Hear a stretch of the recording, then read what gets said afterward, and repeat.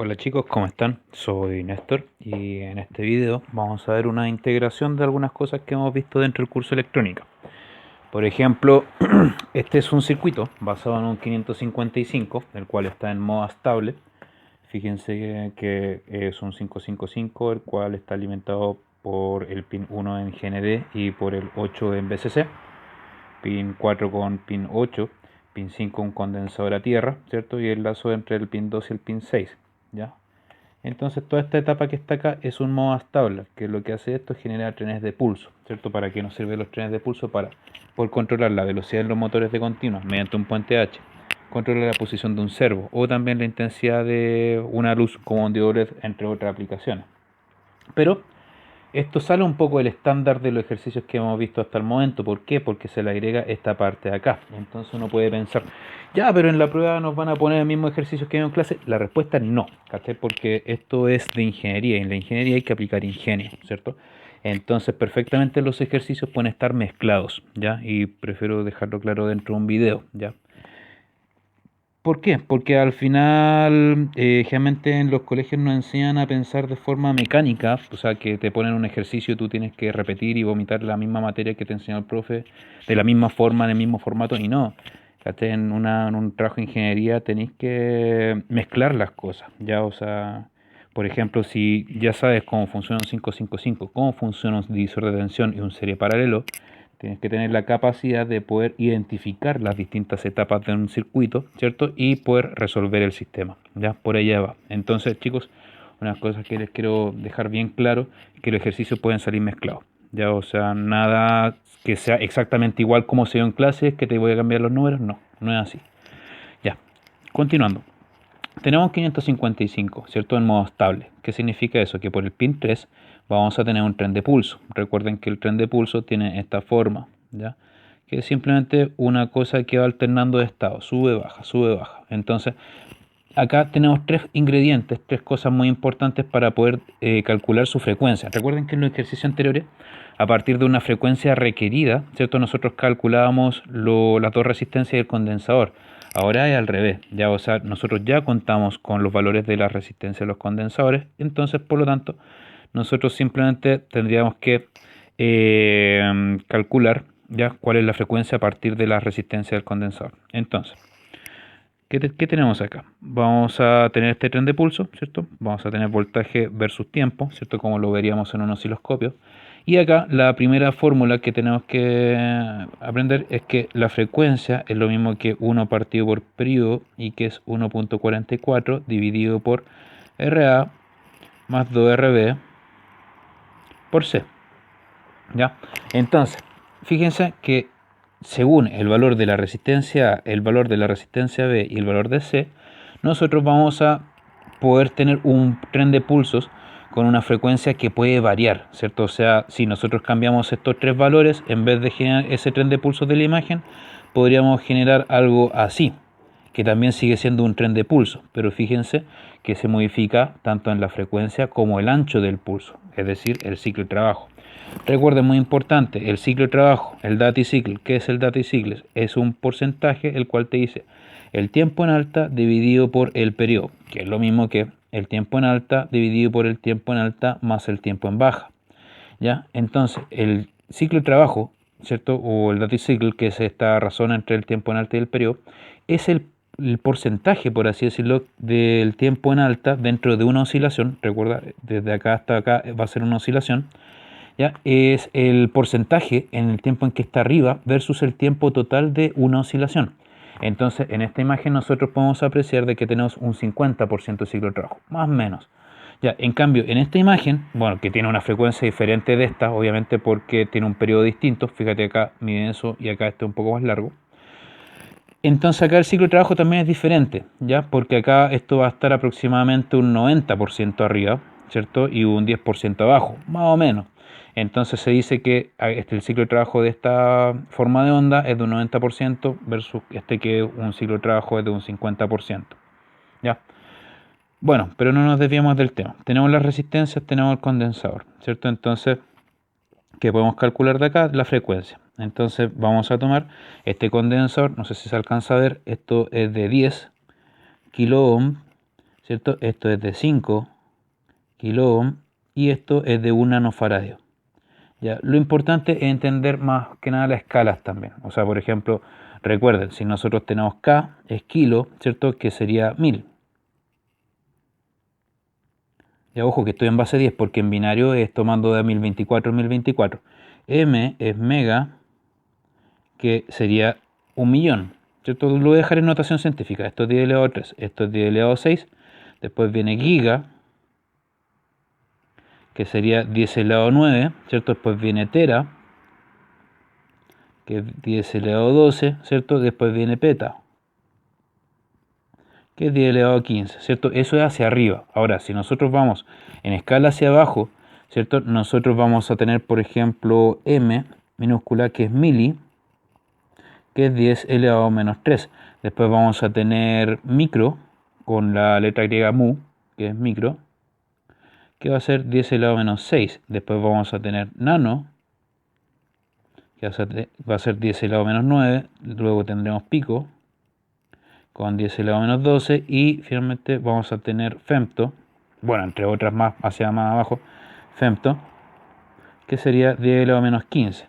¿Ya? Entonces, generalmente para niveles de resistencia se utiliza a lo más kilo. Muy raro encontrar una resistencia de mega ohm. No, igual se usan, ¿ya? Pero ya de giga ohm para arriba, ya eso prácticamente no existe, ¿ya? Y respecto a lo que son faradios y condensadores, por ejemplo, tenéis de mili, de micro, de nano, de pico, ¿cachai? Etcétera.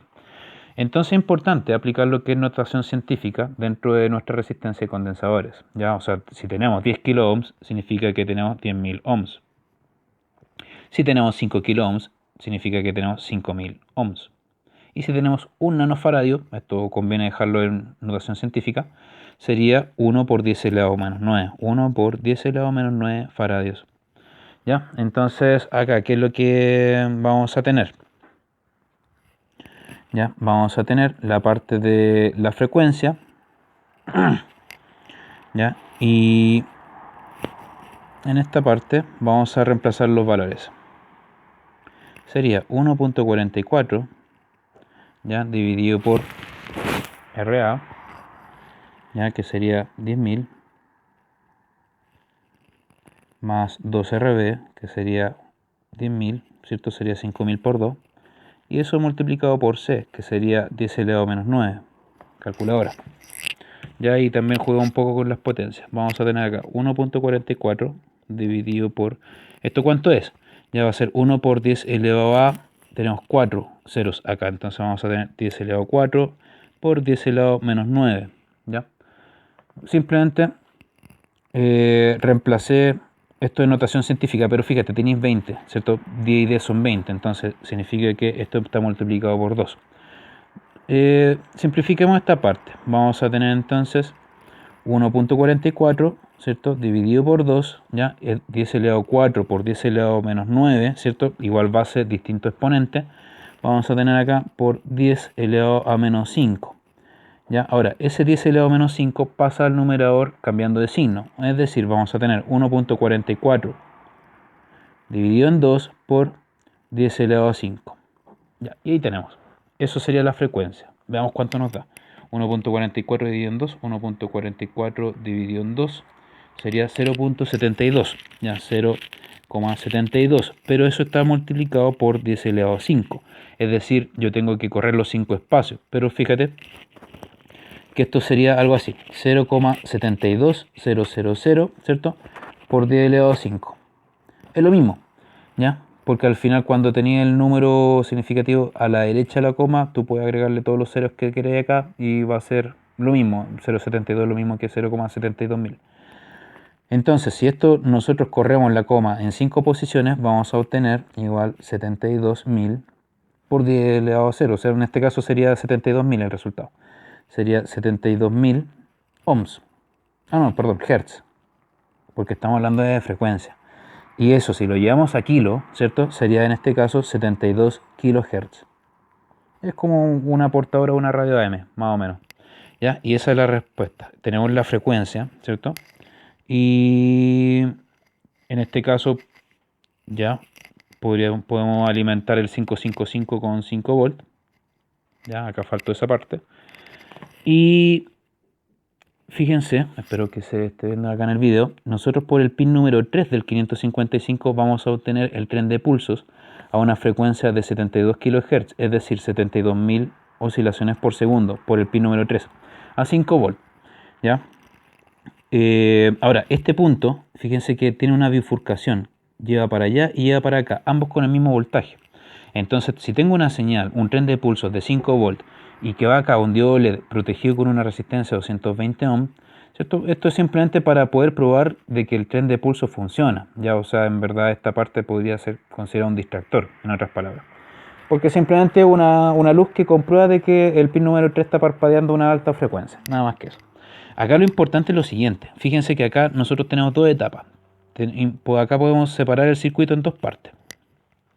Tenemos una parte del circuito que es el oscilador. Ya acá lo importante, chicos, es identificar las etapas. Ya tenemos la etapa de oscilación, ¿cierto? Que es simplemente donde se genera el tren de pulso con los valores de la resistencia y los condensadores. Y por otro lado tenemos esta otra etapa, que es lo que hacemos con el tren de pulso. Fíjense que tenemos tres resistencias, ¿ya? Y acá tenemos dos resistencias que están en paralelo y estas resistencias están en serie con esta resistencia R6.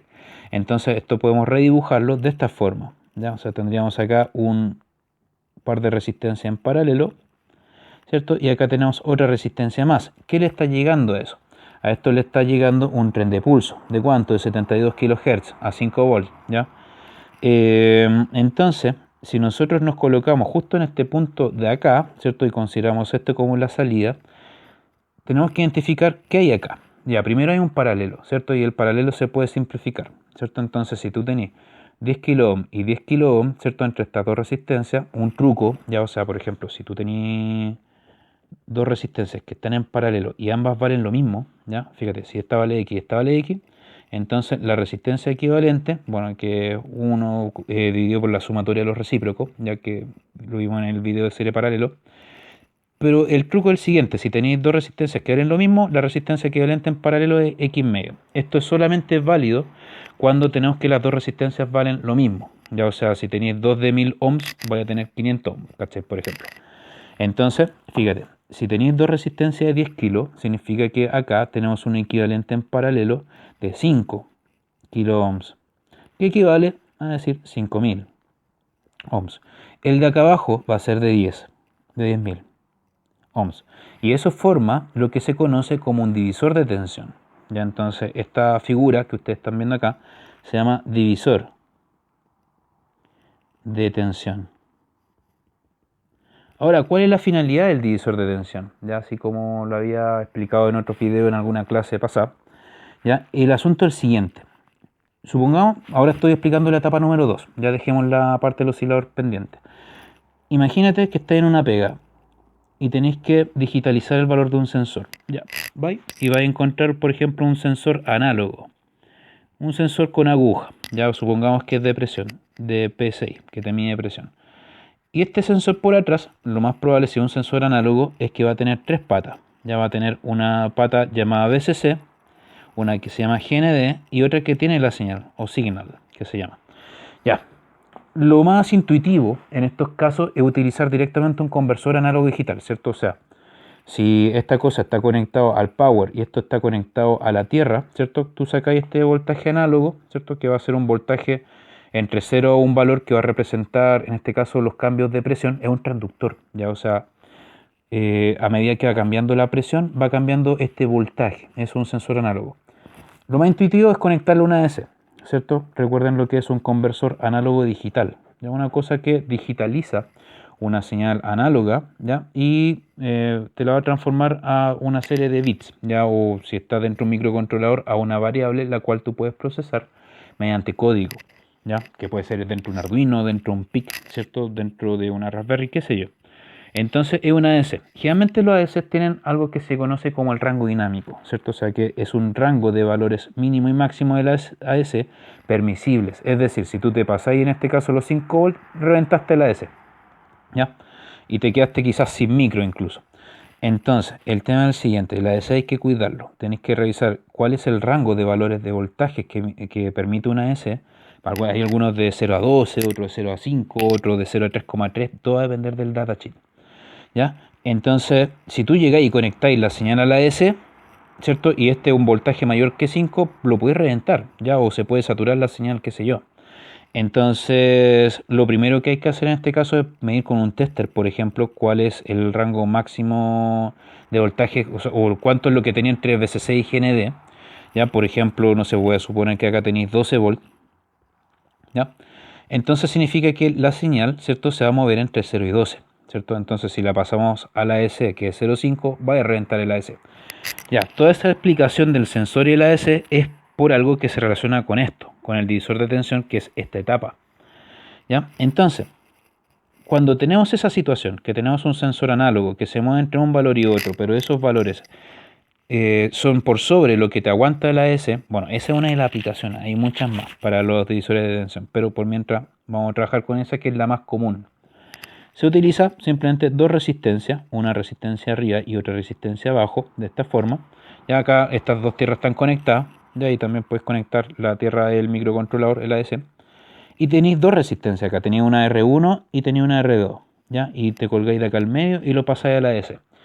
¿Cuál es la idea? ¿Ya? Nosotros podemos hacer un escalamiento de la señal. Imagínate que en el sensor, ¿ya?